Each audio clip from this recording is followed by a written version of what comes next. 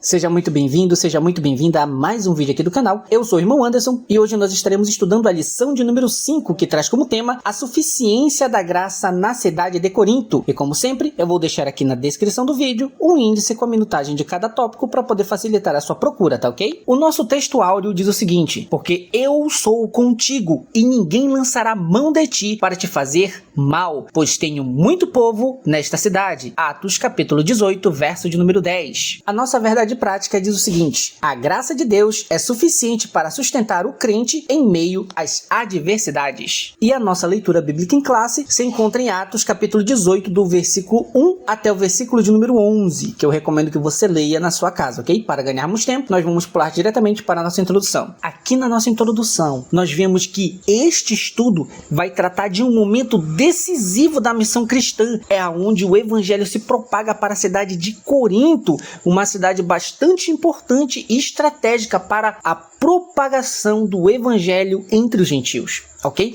Então aqui nós vemos que uma das coisas mais importantes, não só daquela época entre os apóstolos, como para os nossos dias atuais, é justamente o poder e a suficiência da graça divina em nossas vidas. É ela que nos garante a capacidade de podermos estar cumprindo essa grande obra missionária. E aí nós temos um grande ponto aqui. Assim como naquela época, hoje em dia nós também vamos enfrentar adversidades intensas quando nós pregamos o verdadeiro e genuíno evangelho, principalmente em alguns locais, em alguns países onde a palavra de Deus não é bem vista, ok? E ali, naquela cidade, a principal resistência era justamente os judeus. Mas sobre isso falaremos um pouco mais adiante, ok? Então nós temos aqui uma cidade que é cosmopolita, é uma cidade que é marcada pela imoralidade e pelo pluralismo religioso. Uma coisa que você precisa perceber é que existem grandes paralelos entre aquela sociedade de Corinto e a sociedade do Brasil nos dias atuais. Mas também nós falaremos um pouquinho mais adiante, ok? O que é importante para nós aqui nessa lição é que nós precisamos continuar pregando a palavra com fidelidade, firmeza, e assim nós poderemos frutificar. Assim como o apóstolo Paulo frutificou na cidade de Corinto, nós também faremos esta obra avançar nos dias de hoje. Amém? O primeiro tópico é: Paulo chega a Corinto. Aqui nós vemos o primeiro ponto, que é Corinto, riqueza material e miséria espiritual. Uma coisa que a gente precisa entender é que a cidade de Corinto ela já superava aqui Atenas em importância política e comercial, ok? Naquela época, ela era um dos maiores centros econômicos do mundo romano. E lá se reuniam povos de diversas culturas e automaticamente com também inúmeros deuses. E aqui é uma das causas da profunda decadência moral que aquela cidade se encontrava.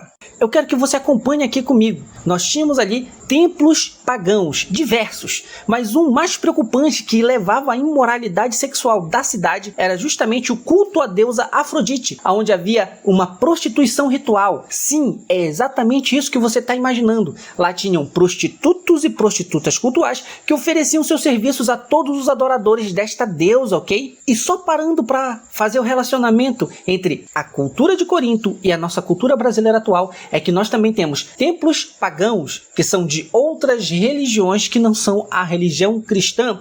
Inclusive dentro dos pseudo-cristianismos que nós temos hoje no Brasil, nós vemos também diversas igrejas que parecem evangélicas, parecem cristãs, mas que parecem também que estão cultuando a outros deuses. Que você entra naquela igreja, você não sabe se você entrou num terreiro ou se você entrou numa igreja evangélica, porque os louvores podem até parecer cristãos, mas o que está sendo praticado ali, só a misericórdia. E se eu puder, você vai estar vendo o vídeo agora, mas se não estiver aparecendo, é porque deu algum tipo de problema com o YouTube, ok? Fato é que o culto a deusa Afrodite elevava a espiritualidade baseada na prostituição. E aqui nós temos, por conta disso e desses diversos deuses, nós temos então uma espiritualidade extremamente caótica. Várias pessoas, vários deuses, várias adorações diferentes, e em termos de espiritualidade, ninguém se entendia. Mas note que assim como como naquela época, hoje não é diferente. Todo mundo tem o que eles chamam de a sua verdade, a sua religião, e ninguém tem nada a ver com isso. Isso é um grande problema. Por quê?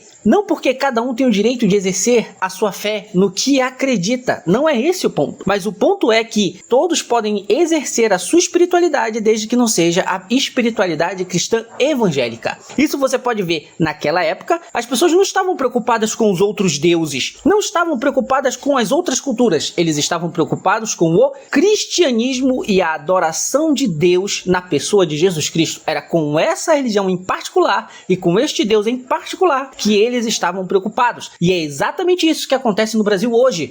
As pessoas não estão preocupadas com os umbandistas, com as pessoas da quimbanda, da umbanda, do candomblé. Não é esse o problema. O problema é a religião cristã evangélica. É essa que é o problema, de acordo com as pessoas da nossa sociedade brasileira atual, ok? E isso levanta o próximo ponto, que é extremamente importante. Assim como naquela época havia uma grande complexidade de se abarcar esta missão de levar o evangelho àquelas pessoas, hoje em dia nós também temos uma complexidade nessa mesma missão, pelos exatos mesmos problemas. A diversidade religiosa. Nós temos também o levantamento de muitos problemas dentro de igrejas ditas evangélicas, corrupção, fraude, desvio de dinheiro, etc, etc, né? Coisas que há um tempo atrás, alguns anos atrás, ninguém imaginaria que fosse acontecer em uma igreja. E que hoje, igrejas grandes, igrejas consideradas históricas até, infelizmente entraram por este lado e estão manchando este evangelho. É isso que hoje torna a nossa missão também tão complexa quanto a missão na época de Paulo. E diante de tudo isso, nós precisamos aprender com os grandes apóstolos, os grandes discípulos de Jesus, que anunciavam o evangelho em fraqueza, sim, mas também em temor e em grande tremor. Coisa que muitas das vezes nós não vemos em nossas igrejas atuais. As pessoas não querem demonstrar fraqueza. É por isso que tem pregadores que te chamam de filhinhos, filhinhas, ungidos, papapá, papapá. O evangelho da facilidade, desculpem. O evangelho da facilidade. Não te mostram a realidade de sofrer pelo nome de Cristo. Aqui nós temos também a pregação com temor e grande tremor, ou seja, respeito. Você deve temer pregar o evangelho de maneira equivocada, pregar o evangelho de maneira mentirosa, pregar o evangelho da forma que não seja verdade o que você está falando. E hoje em dia, muitos pregadores têm pregado um evangelho falsificado, de forma que este evangelho está contaminando a mente de muitas pessoas que nunca tiveram contato com a palavra, que estão entrando nessas igrejas por causa desse entre aqui e você nunca mais terá problemas, o evangelho da facilidade, a teologia da prosperidade e tantos outros problemas que eu não quero adentrar muito para que nós não nos estendamos muito nesta lição. Fato é que o evangelho falsificado não está respeitando 1 Coríntios capítulo 2, do versículo 1 ao 5, que nós devemos ter temor e grande tremor, porque nós estamos pregando o evangelho da verdade, que prega a palavra de Deus ao mundo. Então precisamos respeitar o que a palavra de Deus diz, porque o Deus que a escreveu é o Deus que é a verdade. Amém? Aqui nós temos o segundo tópico: temor humano e dependência da graça. Você precisa entender que Paulo aqui é um homem que carrega no seu próprio corpo as marcas das perseguições sofridas. E a igreja do primeiro século, essa igreja, ela é uma igreja sofredora, era uma igreja que estava sofrendo perseguições e perseguições severas. Inclusive o próprio apóstolo Paulo era aquele que perseguia e matava cristãos, para você ver que o evangelho ali não era um evangelho de facilidade. Seguir o evangelho, seguir a verdade de Deus, significava que você poderia morrer por causa do nome de Jesus. Era esse evangelho manchado com o sangue desses primeiros mártires que Paulo pregava. E é esse evangelho que tem marcas de sangue por causa de tanta perseguição. E isso levanta não só na vida de Paulo, mas de todos os primeiros discípulos de Jesus, uma constante preocupação pastoral, porque eles queriam ensinar a igreja adequadamente, consolidar a igreja adequadamente, para que eles pudessem resistir os dias maus, continuar pregando e vivendo o evangelho de Cristo e passando essa palavra adiante. Diferente de hoje, que muitos pastores olham para a igreja como se fossem apenas números, Paulo via a igreja como pessoas carentes de Cristo, pessoas que precisavam aprender a palavra, que eram irmãs em Cristo dele. Paulo nunca se coloca como alguém maior do que eles, mesmo sendo um discípulo, um apóstolo de Jesus. E quando eu digo discípulo de Jesus, eu não estou dizendo no sentido de que ele estava caminhando com Jesus, ok? Mas no sentido de que ele aplicava em sua vida o evangelho de Cristo. E nesse sentido, todos nós que vivemos a verdade de Deus, estamos constantemente vivendo o discipulado que Jesus nos ensinou, ok?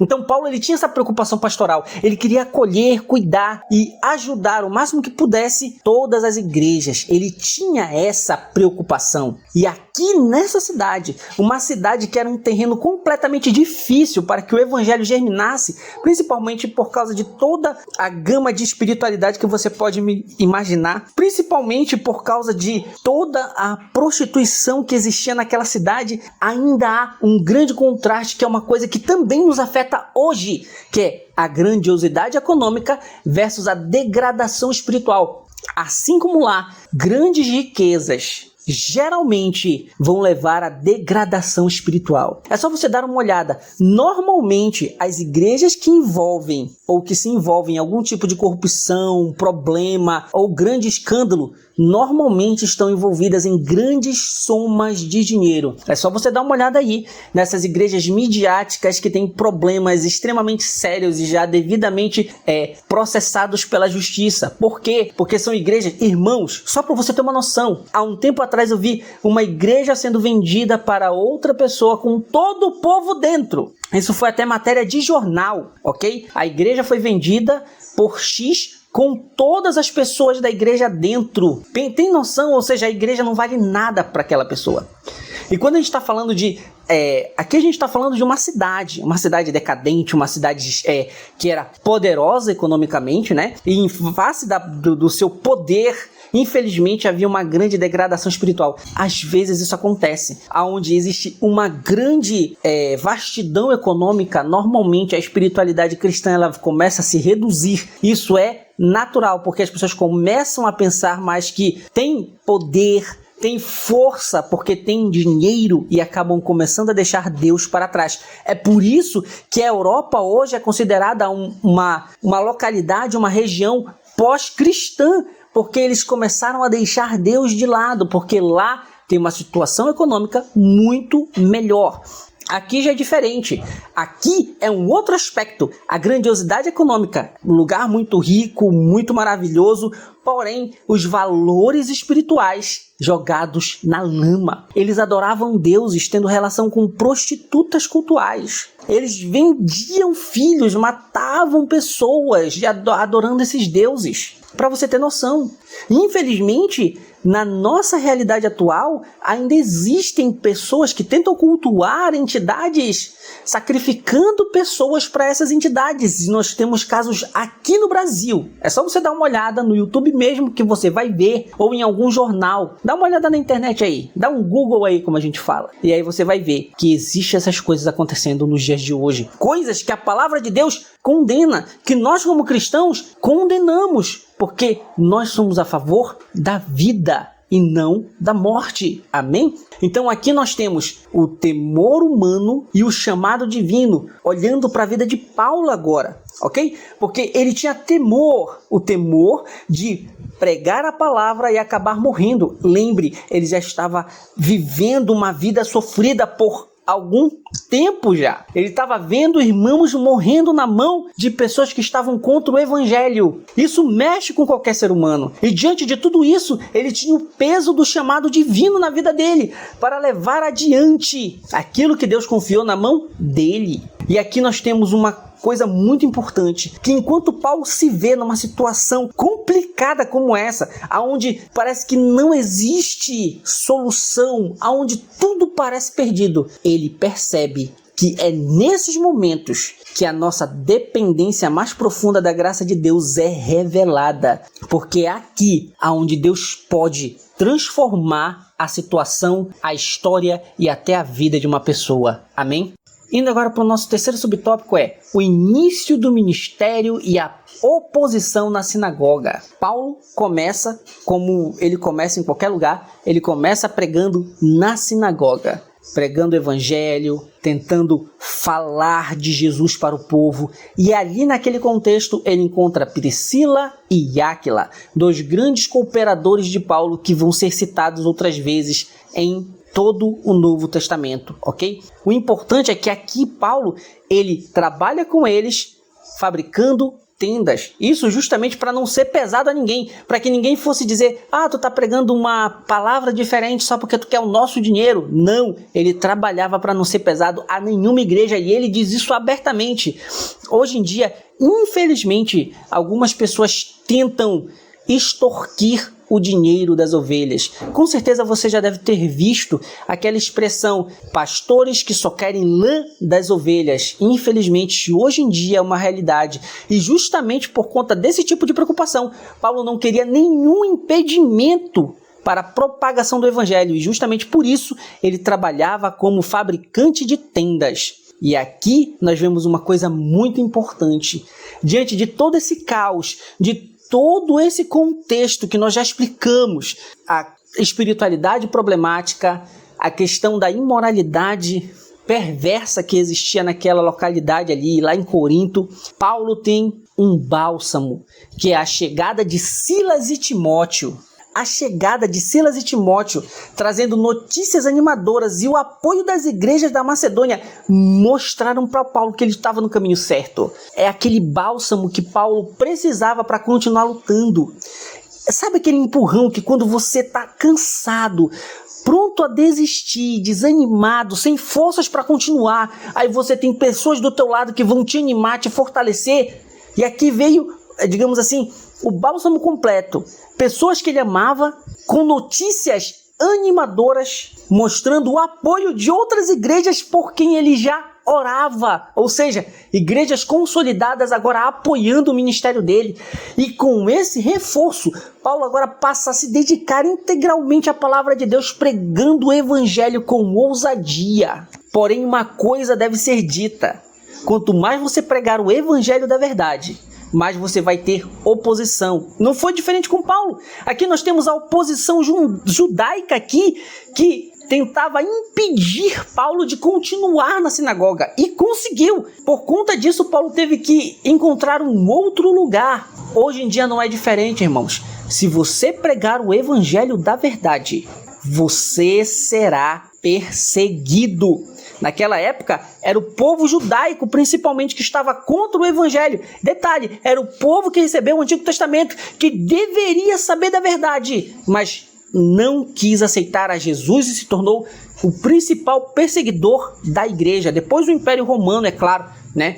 Nós tivemos a perseguição judaica e a perseguição romana contra os verdadeiros cristãos. O nosso segundo tópico, a continuidade da missão e o encorajamento divino. O nosso primeiro subtópico, a casa de Justo e o avanço do evangelho. Aqui nós temos a casa de Tito, que foi cedida por ele para que o evangelho continuasse a ser pregado. E essa mudança estratégica, ela amplia o alcance do evangelho, porque agora eles não estavam presos mais à amarra da sinagoga, mas todos, quando ouviam a palavra de Deus, poderiam se dirigir àquele local e ouviam a palavra de Deus. É por isso que tem muitas igrejas hoje, às vezes, que tem o evangelismo através de células. São as chamadas igrejas em célula. E eu não quero discorrer sobre a discussão do problema do G12 ou de alguns modelos de célula aí, etc, etc. Fato é que igreja nas casas é uma grande estratégia para trazer pessoas para Cristo. Tanto na igreja evangélica Assembleia de Deus, por exemplo, quanto na quadrangular, que é onde a gente vê mais essa força de célula aí, porque as pessoas gostam, é um ambiente mais descontraído, elas podem até não ir para a igreja às vezes, mas às vezes vão para uma célula, porque sabem que ali é mais tranquilo de estar. Elas têm oportunidade para ouvir e às vezes até perguntar sobre aquilo que elas sentem dúvida na palavra que é ministrada ali, coisa que normalmente não vão fazer em uma igreja, percebe? Então aqui nós temos uma visibilidade positiva do evangelho, porque todos ali estavam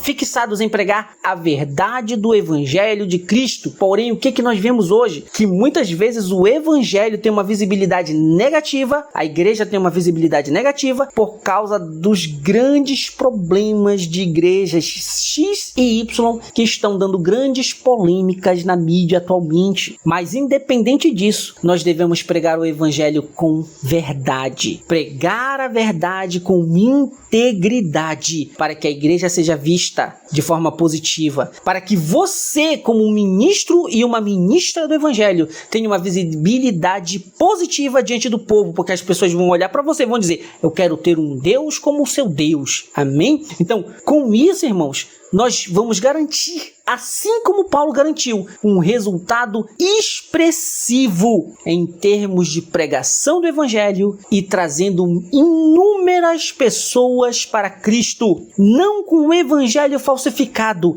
mas com o evangelho genuíno. E isso mostra para nós que quando as portas se fecham, Deus abre novos caminhos para que a sua palavra seja pregada, porque as portas do inferno nunca vão prevalecer contra a igreja de Cristo, amém? O nosso segundo tópico diz: o medo do apóstolo e a palavra que fortalece. Paulo ele enfrenta forte oposição aqui e passa a temer pela sua vida. Isso é uma coisa que todos nós passaríamos se estivéssemos no mesmo lugar que Paulo, enfrentando as mesmas coisas que Paulo estava enfrentando. E aqui nós temos uma coisa muito importante, porque muitos, sofrendo esse tipo de pressão, apostataram da fé. Mas Paulo, mesmo em fraqueza, mesmo em temor, permaneceu firme. A preocupação dele era: será que eu vou conseguir cumprir tudo aquilo que Deus me confiou na mão para fazer antes de morrer? Ele não queria morrer antes de cumprir a boa obra que Deus tinha colocado na mão dele.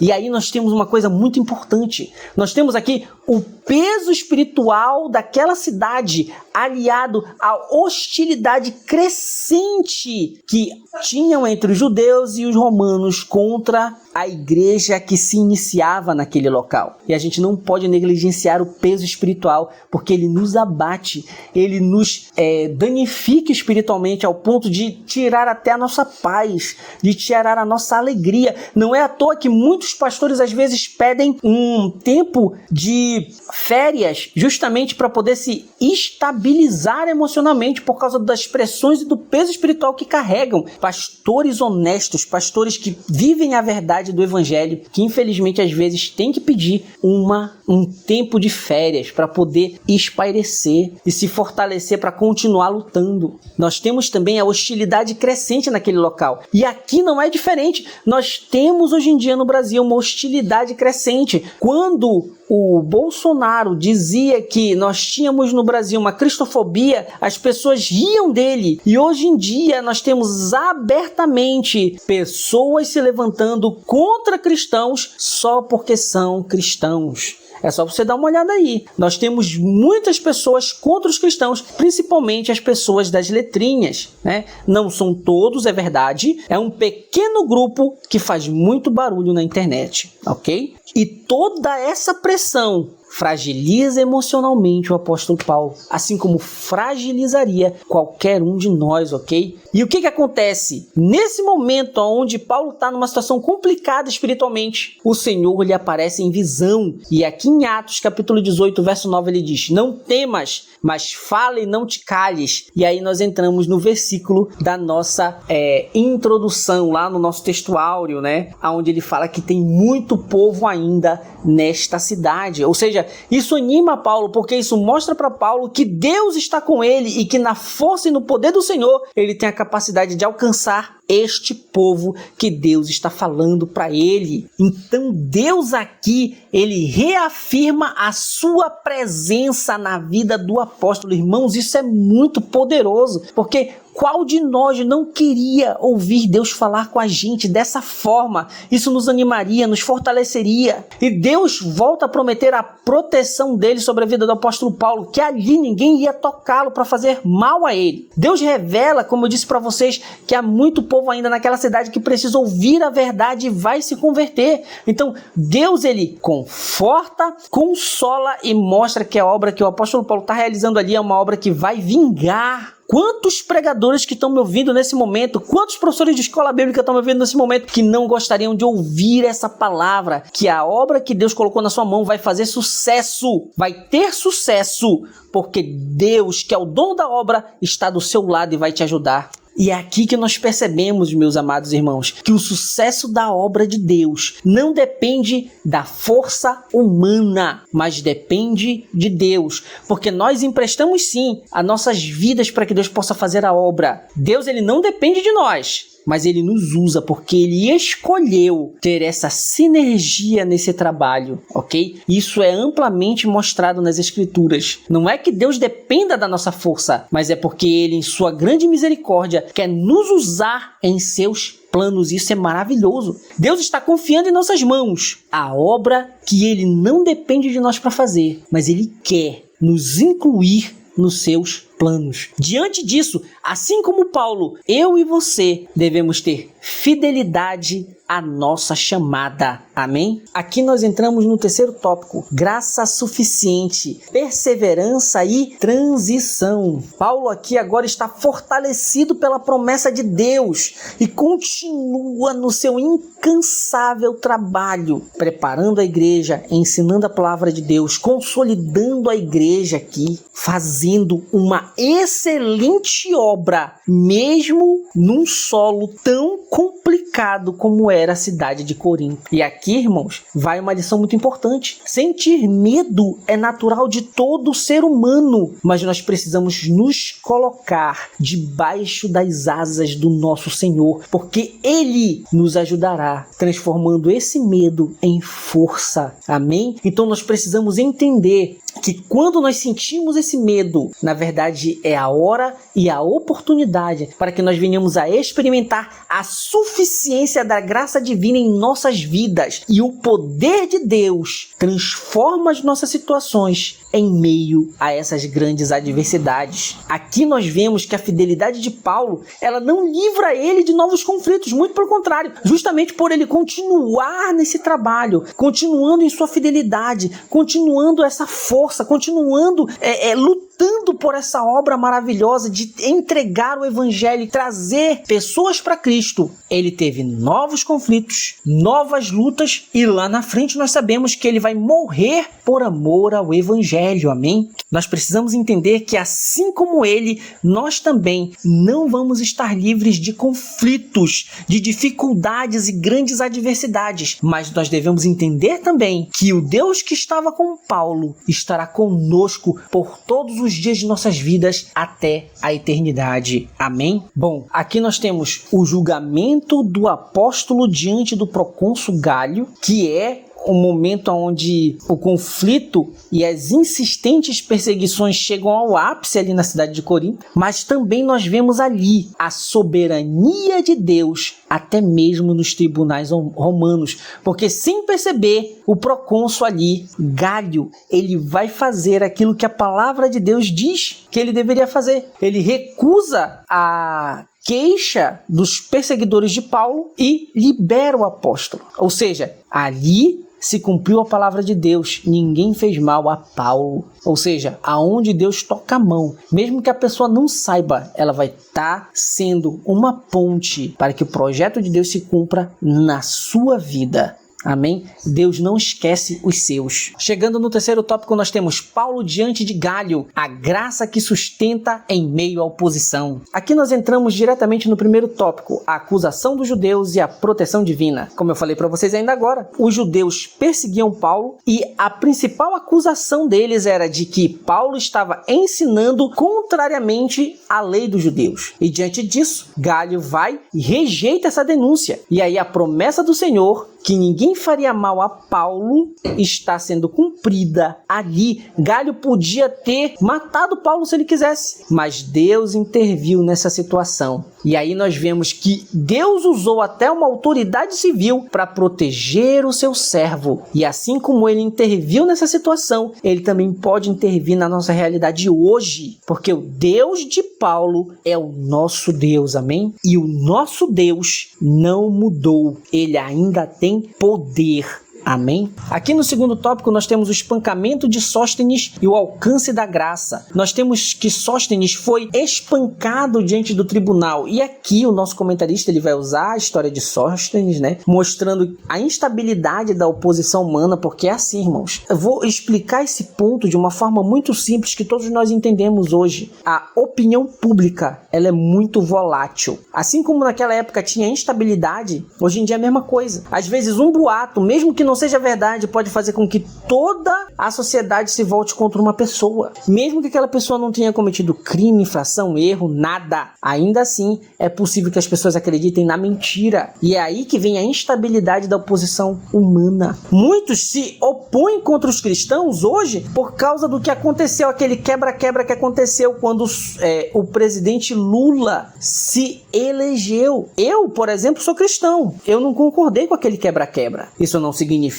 que eu faço L, muito pelo contrário, mas eu nunca vou apoiar violência, destruição e depredação de alguma coisa, porque nós somos cristãos e como cristãos nós devemos seguir os valores bíblicos, ok? Mas essa instabilidade aqui pode ser vista hoje nos nossos dias, ok? Então nós precisamos entender que assim como naquela época, hoje em dia as coisas podem acontecer da mesma forma. Mas uma coisa muito importante que o nosso comentarista diz aqui, ele foca o argumento desse tópico principalmente em Sóstenes, porque ele vai dizer que posteriormente um Sóstenes é citado como irmão em 1 Coríntios, capítulo 1, verso 1, o que sugere que talvez esse Sóstenes tenha se convertido. Fato é que nós não temos como saber se é o mesmo Sóstenes, até porque existia vários Sóstenes, assim como existiam vários Jesus, entende? Era um nome comum, assim como no Brasil existem vários Andersons, vários Enzos, várias Maria Joaquinas, várias Anas, entende?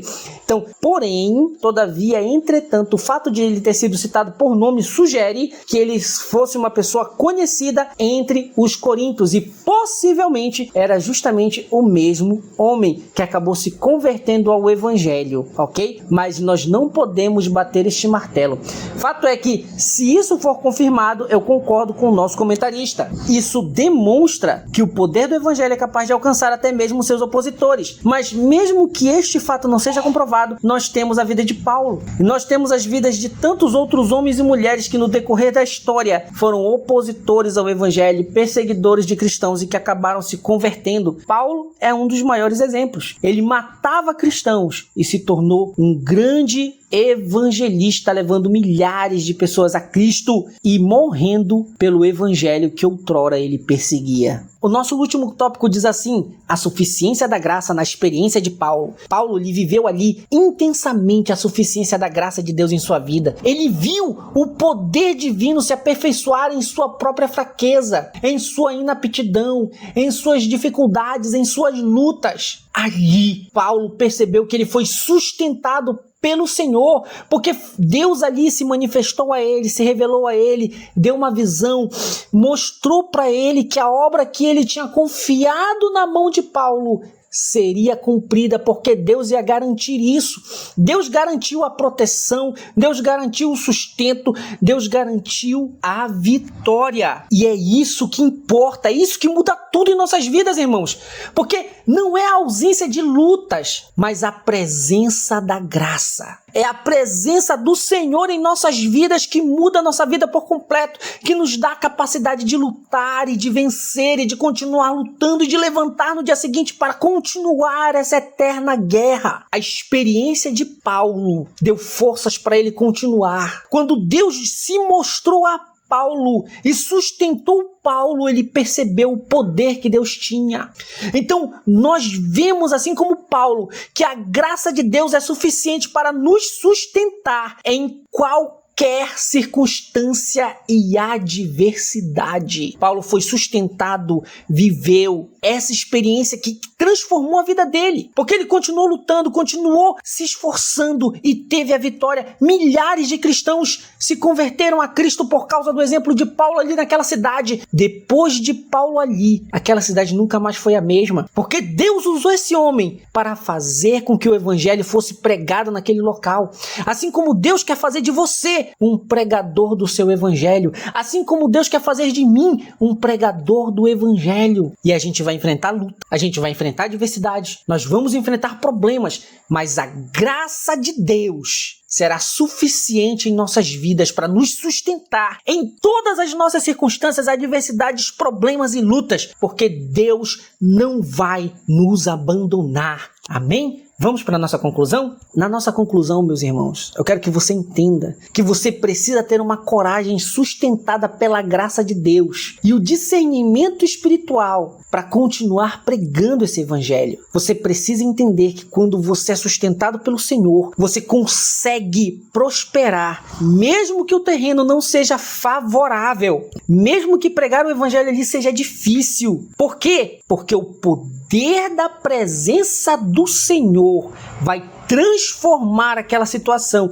e mesmo que o solo não seja fértil, Deus vai fazer germinar a semente do evangelho ali. Nós, como cristãos, precisamos confiar plenamente na graça divina, proclamar o evangelho com fidelidade doutrinária. Nós precisamos ter essa sensibilidade pastoral que o apóstolo Paulo tinha, e devemos fazer tudo isso em um amor genuíno por Deus e pelo próximo. Amém? Eu espero que você fique com essa palavra, que Deus te abençoe, espero que eu possa ter te ajudado, e até o nosso próximo vídeo.